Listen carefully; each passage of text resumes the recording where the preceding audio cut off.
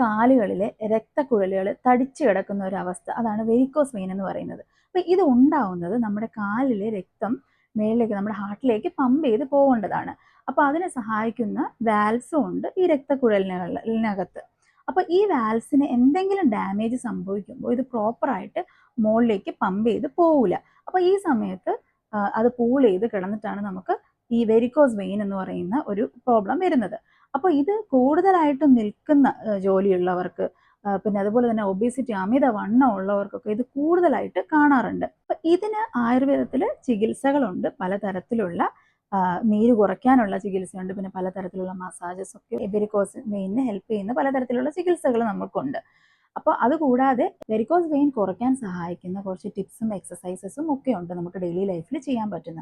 അതിലൊന്നാണ് നമ്മുടെ ഹാർട്ടിൻ്റെ ലെവലിൽ നിന്ന് ഉയർത്തിപ്പിടിക്കുക കാല്. അതുപോലെ തന്നെ നമ്മൾ കിടക്കുമ്പോൾ പില്ലോസ് വെച്ചിട്ട് കാലൊന്ന് എലിവേറ്റ് ചെയ്തിട്ട് കിടക്കുക. പിന്നെ നമ്മൾ എന്നും നടക്കാൻ പോകുന്നത് നല്ലതാണ്, സൈക്ലിംഗ് നല്ലതാണ്. പിന്നെ ആങ്കിൾ പമ്പ് എക്സസൈസ് എന്ന് പറഞ്ഞിട്ട് ഒരു എക്സസൈസ് ഉണ്ട്. നമ്മളൊരു ചെയറിലിരിക്കുക, കാല് നീട്ടി വയ്ക്കുക, എന്നിട്ട് കാലിൻ്റെ വിരലുകൾ മുന്നോട്ടും പിന്നോട്ടും നീക്കുക.